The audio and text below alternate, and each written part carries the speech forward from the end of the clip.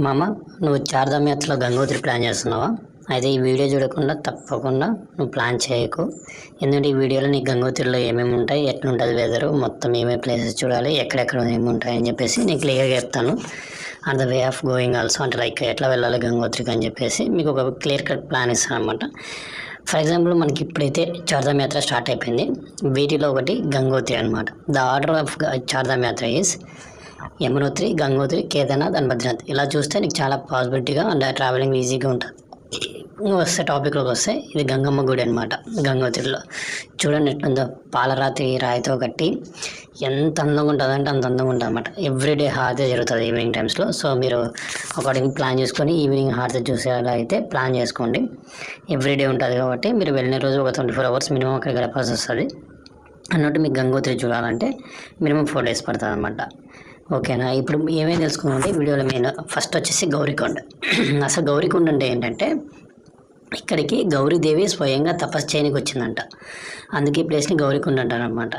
ఇంత అందమైన ప్లేస్ పక్కన అమ్మవారే స్వయంగా వచ్చి కూర్చొని తపస్సు చేసిందంట. ఆమె పాదముద్రలు కూడా ఇక్కడ ఉంటాయన్నమాట. లైక్ ఆమె వచ్చిందని చెప్పి సాక్ష్యానికి. మీరు ఈ సూర్యకుండ ఉంది కదా, సూర్యకుండ పక్కనే ఉంటుంది అన్నమాట. చూడొచ్చు, ఇదే గౌరీదేవి వచ్చిన పాదాలు అనమాట. అమ్మవాటి అమ్మ తపస్సు చేయడానికి వచ్చి ఇక్కడ పాదాలు పెట్టిందని చెప్పేసి ప్రసిద్ధిగా స్టోరీ ఉందన్నమాట మనకి. సో వెళ్ళినప్పుడు తప్పకుండా చూడండి. నెక్స్ట్ వచ్చేసి పాండవ గృహ. ఇది గంగోత్రి మెయిన్ టెంపుల్కి ఒక 1 kilometer దూరంలో ఉంటుంది. చూడొచ్చు, ఇక్కడ వనవాసంలో ఉన్నప్పుడు పాండవులు వాళ్ళు లైక్ అకామిడేషన్ ఉంటుంది కదా, ఈ గృహలో తీసుకున్నారంట గంగోత్రిలో. ఇక్కడ మనకు వెళ్ళినప్పుడు అయితే ఒక సాధువు ఉన్నాడు. ఈయన వచ్చేసి మనకు -15 degrees 20 degrees కూడా తపస్సు చేస్తుంటాడు అంట నార్మల్ టైమ్స్లో. అయితే అప్పుడు మేము వెళ్ళినప్పుడు అయితే ఇక్కడ ఉన్నాడు ఆయన అనమాట. ఆయన ఎట్లున్నాడంటే, ఆయన చాలా స్ట్రిక్ట్గా ఉన్నాడు. ఈవెన్ ఆయన వస్తువులు ఉంటాయి కదా, భోగులు, తినే వస్తువులు, ఫుడ్, అందుకు ఆ వస్తువులు కూడా మమ్మల్ని తగలేదు, చాలా దూరంగా కూర్చోబెట్టాడు. అండ్ సమ్ స్టోరీ చెప్పాడు పాండవుల గురించి. ఇక్కడ పాండవులు ఉన్నారు అని చెప్పేసి ఆ స్టోరీ చెప్పారనమాట. ఇదేంటో మీకు తెలిస్తే కామెంట్లో కామెంట్ చేయండి. ఇంకా నెక్స్ట్ వచ్చేసి సూర్యకుండ. ఈ కుండలో మనకు ఫస్ట్ సన్లైట్ పడిందంట మన పురాణాల ప్రకారం. దీన్ని సూర్యకుండ అంటారు. అన్నట్టు అక్కడ బుడగలు వస్తున్నాయి కదా, అక్కడ శివలింగం ఉందంట. ఈ నీళ్ళన్నీ డ్రై అయితే కానీ మనం చూడలేమంట. మ్యాక్సిమం ఇది డ్రై కాదు, కాకపోతే అక్కడ శివలింగం ఉందని కూడా చెప్తున్నారు అక్కడ లోకల్స్ అయితే. సో మీరు వెళ్ళినప్పుడు తప్పకుండా ఈ సూర్యకుండని చూడండి. ఎంత స్పీడ్గా గంగమ్మ వచ్చి అక్కడ పడుతుందో కదా. ఇక్కడ ఫస్ట్ సన్లైట్ పడిందంట మన పురాణాల ప్రకారం అయితే. సో వెళ్ళినప్పుడు ఈ ప్లేస్ ఖచ్చితంగా చూడండి, మిస్ అవ్వకండి. మెయిన్ టెంపుల్కి ఒక 200 meters దూరంలో ఉంటుంది అంతే. ఇంకా నెక్స్ట్ వచ్చేసి మాకు ఆల్మోస్ట్ ఈ ప్లేస్ కవర్ చేస్తాను. మాకైతే ఫుల్ ఆకలిస్తుంది అనమాట. తర్వాత ఏం చేయాలో తెలియక ఇంక వచ్చేసాం రూమ్కి. వచ్చేసి ఆయన అడిగేసాం, ఏంటన్నా మేము తినాలనుకుంటాం, ఏంటంటే లోకల్ ఫుడ్ కొంచెం సప్పగా ఉంటుంది, మనకు అంత తెలుగులోకి పడదు కదా సప్పగా అని చెప్పేసి మేము అంత కుకింగ్ అన్ని ఇంగ్రీడియంట్స్ అని ఇప్పించుకొని మేమే ప్రిపేర్ చేసుకున్నామాట, కట్ చేసుకొని ఇట్లా. నేను వెళ్ళినప్పుడు వీళ్ళంతా నాకు తగిలారు అక్కడ. తెలుగులే, మన తెలుగులే, నీది తినాలి నాది తినాలి అనేట్టు, నువ్వు తెలుగునివే నేను తెలుగాలి అని చెప్పేసి మేమంతా కలిసామన్నమాట. వీళ్ళంతా తనకు గ్యాంగ్ అనమాట. ఒక అన్న కట్ చేశాడు, ఇంకొక అన్న కుక్ చేస్తున్నాడు. చూడొచ్చు మీరన్నా ఎంత బాగా కుక్ చేస్తున్నాడు. మాకు ఆ రోజుకి వచ్చేసి మార్నింగ్ ఉప్మా, ఈవినింగ్ వచ్చేసి అన్నం, ఆలు కర్రీ, చారు, రసం ఇవి ప్రిపేర్ చేశాడనమాట. ఫుడ్ అయితే అద్దరిపోయింది మామ. నేను అన్న ఎట్లా చేస్తాడు అనుకున్నా కానీ చూడొచ్చు, కొంచెం ఉప్మా పెప్మాలాగా వచ్చినా కూడా చాలా బాగుంది. నాకైతే చాలా బాగా నచ్చింది. బటర్ వేసుకొని తిన్నాం, కొంచెం చాలా బాగుండేది. తర్వాత వచ్చేసి ఇది మార్నింగ్ చేశాడు, మళ్ళీ ఆఫ్టర్నూన్కి ఇది అనమాట. రైస్, ఆలు, రసం ఇందాక చెప్పా కదా, సేమ్ ఇట్లా మేమే కుక్ చేసుకున్నాం. హోటల్ చాలా మంచి వాళ్ళు. ఈ హోటల్ ఎక్కడ ఉంటుందంటే సూర్యకుండకి ఎగ్జాక్ట్గా బ్యాక్ సైడ్ ఉంటుంది అనమాట. 1500 రూమ్ రెంట్ కూడా 1 dayకి, మాకు అందరికి కలిపి 1500. నాకు చాలా బాగా నచ్చింది రూమ్ కూడా. చూడొచ్చు, అన్న కూడా దీనికి మేము కుక్ చేసుకునే ఇంగ్రీడియంట్స్ కోసం, గ్యాస్ కోసం ఆయనకు 200 rupees ఇచ్చాము అంతే. 2 పూట్ల పీస్ఫుల్గా తిందాం. ఇంకొచ్చేసి కట్ చేస్తే ఈవినింగ్ వచ్చేసరికి రోజు గంగాహారతి జరుగుతుంది. సో మీరు వెళ్ళినప్పుడు గంగాహారతిని అయితే మిస్ కావకండి, ఖచ్చితంగా తీసుకోండి.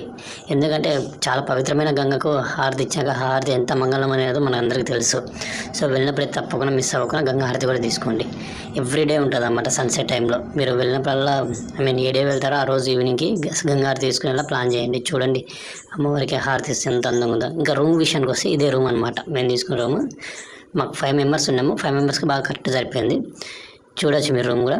ఇది వచ్చేసి మనకి కరెక్ట్ చెప్పా కదా, సూర్యకుండ బ్యాక్ సైడ్ ఉంటుంది, అక్కడే సూర్యకుండ ఉంటుంది.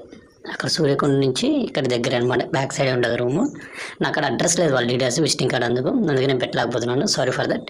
ఇంకొస్తే అసలు గోముఖ్ అని ఒక ప్లేస్ ఉందన్నమాట, అక్కడ గంగమ్మ పుట్టింది. అసలు ఈ గోముఖ ఎట్లా వచ్చింది, గంగమ్మ కిందికి ఎట్లా వచ్చింది భూమిపై కంటే, మీరు వెళ్తే పురాణాలకు వెళ్తే భగీరథుడికి వాళ్ళ పూర్వీకులు ఉంటారు. వాళ్ళ పూర్వీకులు 60,000 మంది శాపానికి గురవుతారంట, కపిల మహర్షి శాపం ఇస్తారంట. దాంతో వాళ్ళు భస్మం అయిపోతారు, అంటే బూడిదైపోతారు. తర్వాత వచ్చేసి దానికి వాళ్ళ ఆత్మ శాంతి కలగాలంటే ఏమని చెప్తాడంట, గంగమ్మ వచ్చి ఆ బూడిదని తగిలితే ఆత్మ శాంతి అవుతాడని చెప్తాడంట. అప్పుడు భగీరథుడు ఏం చేస్తాడంటే తపస్సు చేస్తాడంట. తపస్సు చేసి గంగమ్మని కిందికి పిలుస్తాడంట. పిలిస్తే గంగమ్మ అంటే నేను వస్తాను, కాకపోతే నన్ను భూమి భరించలేదు, సో నువ్వు వెళ్ళి శివుని అడుగు, శివుని జటాజుటం నుంచి నేను రాగలను, శివుడు ఒక్కడే నన్ను భరించగలడు అని చెప్తే అప్పుడు శివునికి తపస్సు చేసి శివుడు కూడా ఒప్పుకుంటాడంట, సరే నేను గంగమ్మని బంధించి భూమిపై వదులుతా అని చెప్పేసి. అట్లనే సేమ్ శివుడు జటాజుటంలో బంధించి గంగమ్మను వదిలిన ప్లేసే అదే గోముఖ్ అనమాట, అక్కడ పుట్టింది గంగమ్మ మన భూమిపైన. తర్వాత వచ్చేసి ఈ గంగమ్మ స్పీడ్ వస్తుంటుంది అనమాట. అప్పుడు వచ్చేసి జనమహర్షి ఆశ్రమం అని ఒకటి మధ్యలో ఉంటుందంట. ఆయన ఆశ్రమాన్ని కూల్చేస్తుందంట. కూల్చేసి జనమహర్షి కోపం వచ్చి ఆమెను మింగేస్తాడు.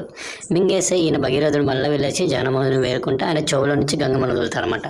అలా మనకి ఈ నది వచ్చేసి భగీరథ నదిగా ఫామ్ అయిందనమాట. ఫామ్ అయిన తర్వాత భగీరథుడు ఈ నదిని వాళ్ళ పూర్వీకులు ఉంటారు కదా, వాళ్ళ బుడిద దగ్గరికి తీసుకెళ్ళి వాళ్ళకు మోక్షం కలిగేలా భూమిపైకి వస్తుంది మామ. ఇలా అదే గంగమ్మ ఒక బోర్న్ స్టోరీ అనమాట.